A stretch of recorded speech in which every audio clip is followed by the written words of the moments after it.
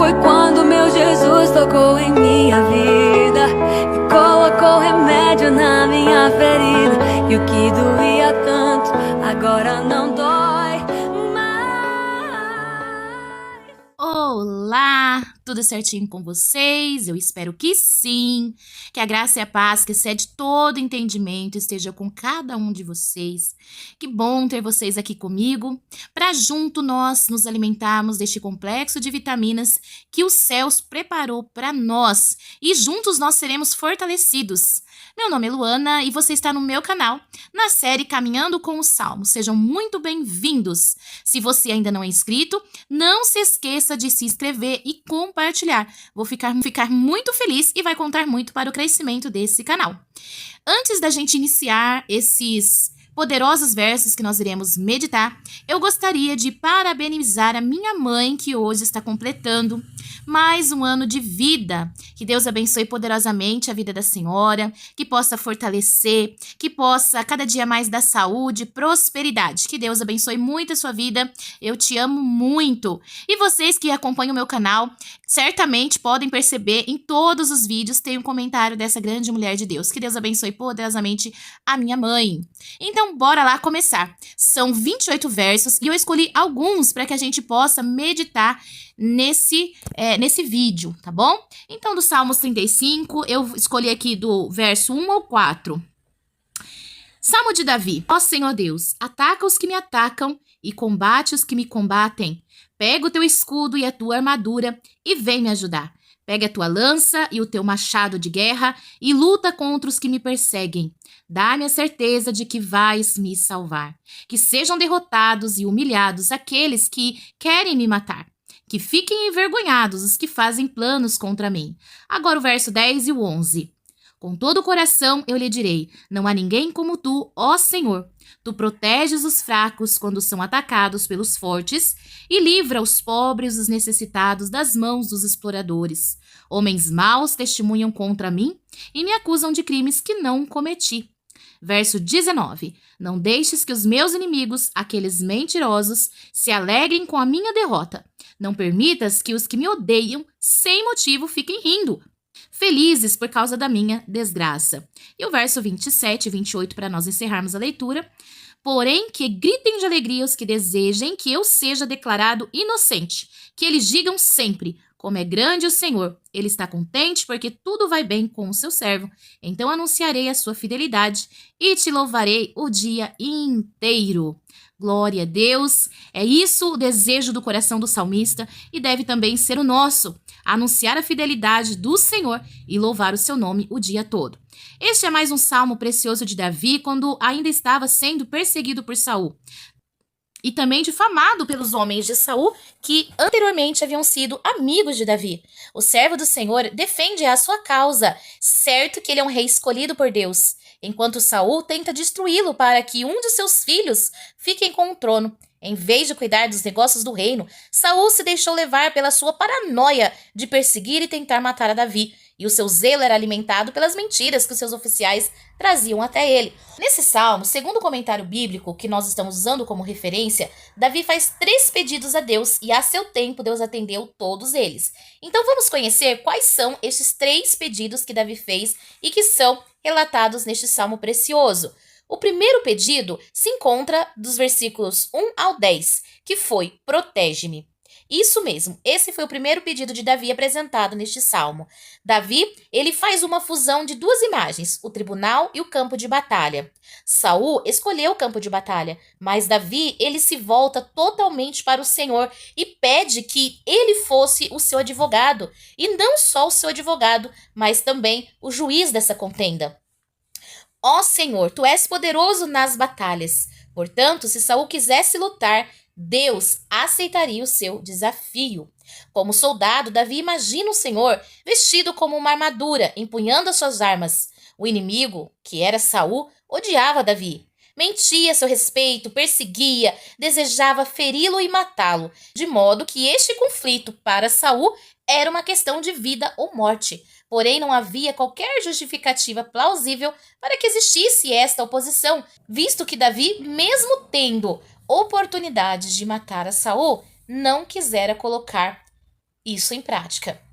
Davi pede que o Senhor obstrua a passagem e se coloque entre ele e Saul com os seus exércitos. Em seguida, ele pede que o anjo do Senhor confunda os inimigos, fazendo-os recuar e perseguindo-os. Isso envergonharia, derrotaria e, por fim, destruiria os seus adversários. A oração do verso 4 é repetida no verso 26. E Davi menciona com frequência que é um homem com a cabeça a prêmio, de modo que não deve causar espanto pedir ao Senhor uma palavra especial que lhe dê segurança, pois lembrando que ele era apenas um homem, como nós também. Diante do exército celestial de Deus, Saul e seus homens eram como palhas, inúteis, desprezíveis, indefesos, inofensivos. Tentaram fugir pelas trilhas escorregadias das montanhas e na escuridão caíram e morreriam, ou seriam pegos pelas suas próprias armadilhas. É o que vemos nos versos 7 e 8. É bem provável que essas armadilhas fossem buracos cobertos com redes e camuflados com galhos e folhas. Saul tratava Davi como uma criatura selvagem, quando na verdade eram Saul e seus homens que agiam como animais. Neste salmo, depois de cada um dos 3 pedidos, Davi acrescenta um cântico de louvor a Deus, mostrando que seu grande desejo é engrandecer o Senhor. Davi alegra-se com a salvação de Deus, pela qual somente Deus pode receber glórias. Davi sabia que Deus o havia escolhido para ser o rei de Israel e que sua maior incumbência era unir e fortalecer o reino e conduzir o povo de volta a Deus. Israel tinha um trabalho importante a fazer no mundo e a liderança de Davi era crucial. Bom, o segundo pedido que nós encontramos neste salmo que Davi fez a Deus está nos versículos 1 e do 1 ao 8, que é recompensa-me. Isso mesmo, Davi pede para que Deus o recompense. Davi apresenta provas de sua inocência. O inimigo dependia de mentiras, de falsas testemunhas, que a todo momento acusavam Davi de ser um traidor. Mas era justamente o contrário, pois Saul e seus oficiais se tornariam traidores ao pagarem com mal todo o bem que Davi lhes havia feito. Davi poderia ter dado cabo de Saul em pelo menos 2 ocasiões, mas em vez disso lhe pagou o mal com o bem. Saul chegou a admitir que Davi era um homem com mais caráter do que ele. Davi entristeceu-se profundamente de ser traído pelos homens com os quais havia servido no exército de Saul. Havia orado por estes homens quando estavam necessitados, mas as suas orações não foram respondidas. Davi recebeu uma bênção por ter orado, mas Deus não poderia abençoar homens perversos como aqueles.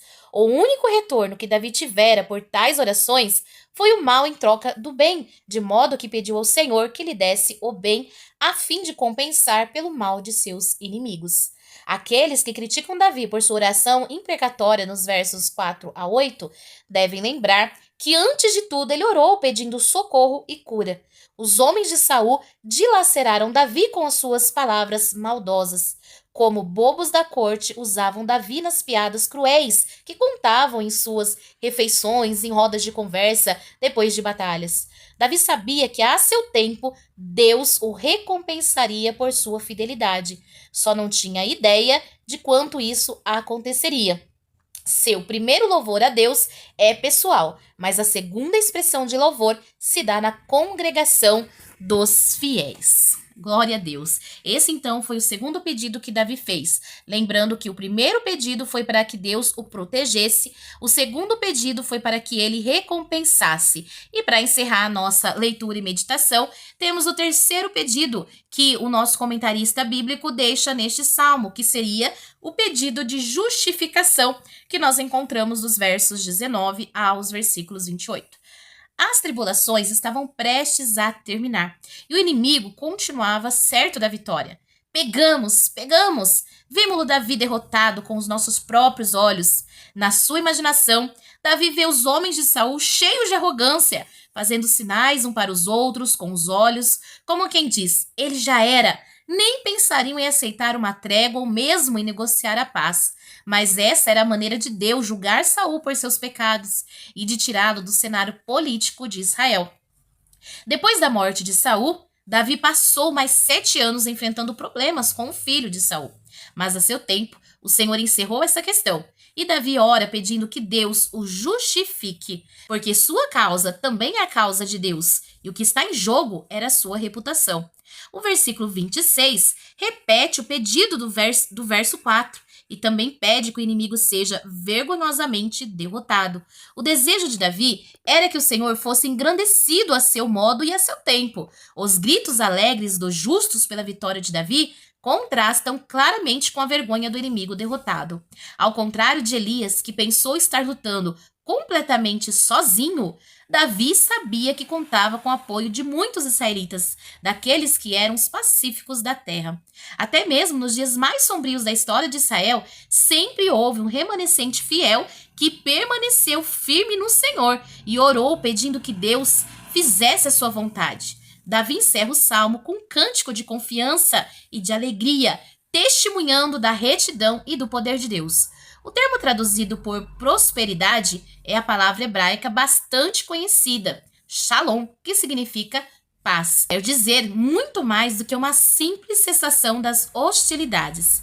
Seu sentido diz respeito à ideia de bem-estar em todos os aspectos da vida, inclusive paz com Deus, com os outros, consigo mesmo e com as circunstâncias de sua vida. A experiência de Davi lembra de Jesus Cristo, o filho de Davi, que também foi odiado sem motivo algum, falsamente acusado e atacado por aquele aos quais não havia demonstrado outra coisa senão amor e bondade. Deus livrou Davi de seus inimigos, mas o pai não poupou o seu próprio filho, mas sim o entregou voluntariamente para morrer pelos pecados da humanidade. Respondendo assim, o pedido de Davi quando pediu que o justificasse. Então, meus queridos amigos e irmãos, nós vimos nesses salmos, de número 35, aonde o salmista Davi faz 3 pedidos a Deus, para que Deus protegesse, Deus recompensasse e Deus o justificasse. Primeiro, protegesse de todos os inimigos, principalmente ali de Saul e seus homens, que tentava de todas as formas, matá-lo, persegui-lo, e ali era uma questão de vida ou morte. E o segundo pedido, ele pede para que Deus recompense. Recompense o quê? Recompense a sua bondade, porque ele havia tratado Saul, os homens de Saul, com todo amor, com todo respeito. Havia lutado guerras por Saul, havia lutado guerras com aqueles soldados, e aqueles homens o tratavam, então, todo o bem que ele havia feito com a maldade da perseguição.